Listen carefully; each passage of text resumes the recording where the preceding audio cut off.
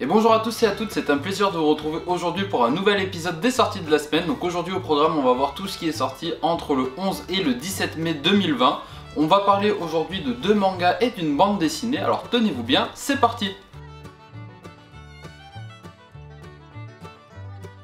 Et premier manga de la semaine, c'est Shino ne sait pas dire son nom aux éditions Kiun dans la collection Kizuna. C'est un manga qui a été réalisé par Shuzo Oshimi, excusez-moi j'avais oublié son nom. C'est notamment l'auteur des Liens du sang, donc un excellent manga sorti l'année dernière. Très beau manga sur le handicap, on va suivre les aventures de Shino, une jeune lycéenne bègue. Donc on va la suivre, enfin bègue ça veut dire que c'est une lycéenne qui bégaye, c'est un handicap. Hein. Le manga retrace donc son année scolaire de la rentrée jusqu'à la fête d'automne. Au travers de ce manga, l'auteur nous montre très bien les galères du quotidien que peuvent engendrer ce handicap, tout le stress que cela peut engendrer, tous les moments d'inconfort que cela peut générer. Par exemple, on voit très bien comment les présentations en début d'année sont quelque chose de très dérangeant pour les élèves, pour toute personne souffrante de ce handicap, et pas que les présentations de début d'année, genre toutes les premières prises de contact, toutes les prises de conversation sont vraiment un calvaire pour ce genre de personnes. Donc voilà, c'est un manga qui est vraiment très touchant, d'autant plus que à la fin du manga, donc dans la postface, l'auteur, donc Shuzo Oshimi, nous annonce que lui aussi en fait est atteint de ce handicap,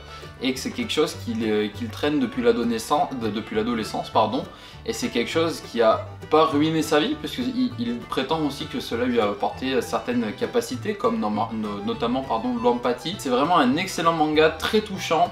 C'est vraiment le reflet d'une réalité qui est celle des personnes bègues, qui est celle des personnes qui ont vraiment beaucoup de problèmes avec l'élocution.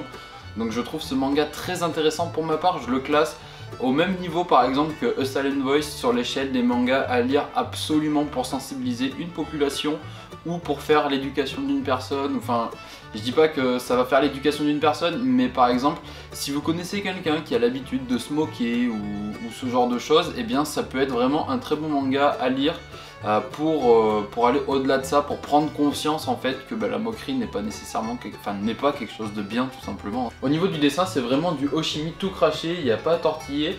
C'est un style de dessin que personnellement j'aime beaucoup.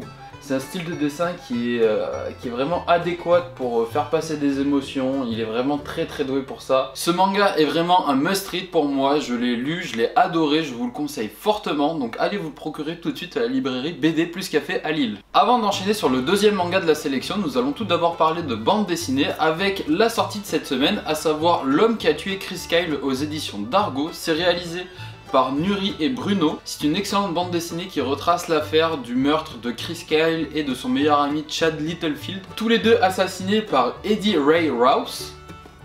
Oh, vous me pardonnerez mon accent anglais pitoyable, hein, vous avez l'habitude depuis le temps. J'aime beaucoup cette BD puisqu'elle se veut naturellement pas du tout objective en fait, puisque c'est dit dès le début explicitement que cette BD reflète le point de vue de ses auteurs. Au-delà du parti pris des auteurs, c'est vraiment une BD qui est très bien ficelée, franchement j'ai pas décroché du début à la fin. Au-delà de ça aussi, dans cette histoire, on voit également comment les États-Unis ont énormément de mal à gérer tous les syndromes post-traumatiques qui affectent les soldats qui rentrent de guerre. Le nom en anglais ça s'appelle le PTSD et il y a énormément de choses là-dessus. Il y a notamment une BD qui porte ce nom-là qui s'appelle PTSD, qui est excellente et qui me fait vraiment beaucoup penser à ce qu'on peut voir à l'intérieur de l'homme qui a tué Chris Kyle, puisque on voit que les soldats qui rentrent de guerre en fait, une fois qu'ils sont rentrés dans le pays, pour la plupart ils sont plutôt abandonnés à leur sort. Certains se remémorent sans cesse des images qui ont pu se passer au front, qui ont pu se passer à la guerre, des horreurs qu'ils ont pu voir, et on voit comment certains tombent dans la drogue, dans l'alcoolisme. Les dérives liées à l'alcoolisme et à la drogue font qu'ils perdent leur travail, ils perdent tout, ils perdent leur famille et se retrouvent pour la plupart à la rue. On le voit très bien à l'intérieur de cette BD, donc qui est L'homme qui a tué Chris Kyle, et je trouve ça très intéressant. Le style graphique est quant à lui assez simpliste, tout en noir et blanc, mais cependant je trouve que cela apporte beaucoup de force, cela sublime tout à fait les propos on va dire du scénario. C'est une excellente lecture, je vous le recommande fortement et il est évidemment disponible à BD Plus Café. Troisième et dernière sortie de la semaine, on revient à du manga et c'est cette fois Just Not Married aux éditions Kana, donc dans la collection Big. C'est réalisé par Kinoko Higurashi. J'essaye de le faire avec l'accent japonais, ne m'en voulez pas. C'est une très bonne sortie qui nous parle ici d'un couple composé d'un homme et d'une femme qui se fréquentent depuis maintenant 10 ans et qui partagent même le même toit depuis 8 ans. Et cette histoire nous montre toutes les pressions que vont subir ce couple, que ça soit de la part de la famille, des amis, enfin de tout leur entourage, quant au fait que ça fasse longtemps qu'ils se fréquentent, longtemps qu'ils habitent sous le même toit mais qu'ils ne soient toujours pas mariés et qu'ils n'aient toujours pas d'enfants. Alors c'est très intéressant de voir la pression que peuvent être mises par les pressions que peuvent être mises par la société. Que ce soit en France, que ce soit au Japon, que ce soit partout dans le monde. On voit également comment cette pression peut engendrer des tensions à l'intérieur du couple, comment cela peut engendrer des malentendus, comment cela peut nuire à la vie d'un couple en fait, alors que en soi, le couple en lui-même vit très bien, mais le monde extérieur vient un petit peu parasiter tout ça. Moi je trouve ça très beau qu'au bout de 8 ans de vie sous le même toit, notre héros principal, donc qui s'appelle Non-chan, se rende enfin compte qu'il n'est rien sans sa moitié et inversement, que sa moitié se rende compte qu'elle n'est rien sans lui. Notamment, il y a une scène qui, je trouve ça très beau, qui nous montre qu'en fait, quand les deux cherchent non pas leur conjoint mais la personne idéale, eh bien tous les chemins font qu'ils retombent à leur conjoint. Enfin, je trouve ça rigolo la manière dont le cheminement est construit. La petite particularité de ce manga, c'est au niveau de la construction des chapitres, de la progression de l'histoire.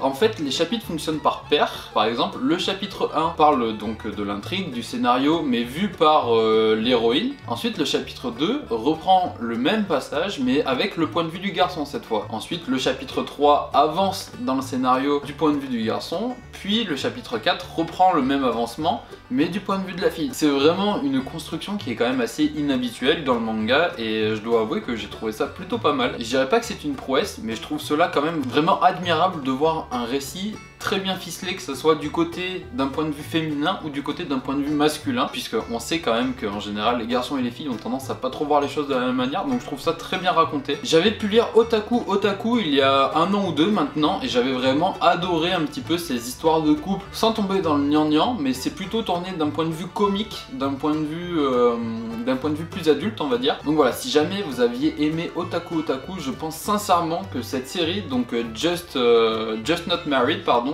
est vraiment faite pour vous. Il y a vraiment de fortes chances que vous accrochiez. Pour ce qui est du dessin, on va pas trop s'attarder dessus puisque je trouve que c'est quand même relativement classique on va dire. C'est pas un dessin qui est sensationnel, mais c'est clairement pas un dessin qui est en dessous de la moyenne non plus. Enfin vraiment, j'aurais du mal à vous décrire vraiment le dessin parce que c'est vraiment classique on va dire, voilà. C'est vraiment ce qui se fait de manière générale à l'heure actuelle. C'est donc terminé pour aujourd'hui, j'espère sincèrement que vous aurez passé un très bon moment en regardant cette vidéo. Je suis désolé s'il n'y en a pas eu pendant le confinement, mais comme il n'y avait rien, il n'y avait aucune parution véritablement, bah, c'était très compliqué de vous en faire. Pour les sorties de la semaine en tout cas. Donc maintenant que le rythme reprend petit à petit, et eh bien les vidéos sorties de la semaine reprendront au fur et à mesure également. D'autres vidéos en partenariat avec la librairie BD Plus Café arriveront dans les prochains mois, là, donc dans les prochaines semaines à venir. Cette vidéo était bien sûr en partenariat avec BD Plus Café, donc n'hésitez pas à aller les voir, n'hésitez pas à leur donner de la force, que ça soit sur les réseaux sociaux, en allant en boutique ou tout ce que vous voulez. Toutes les sorties que je n'ai pas évoquées aujourd'hui se trouvent bien évidemment dans la description, donc n'hésitez pas à aller faire un tour. Je vous dis à très vite pour une prochaine vidéo. Prenez soin de vous, prenez soin de vos proches. À la prochaine. Ciao ciao.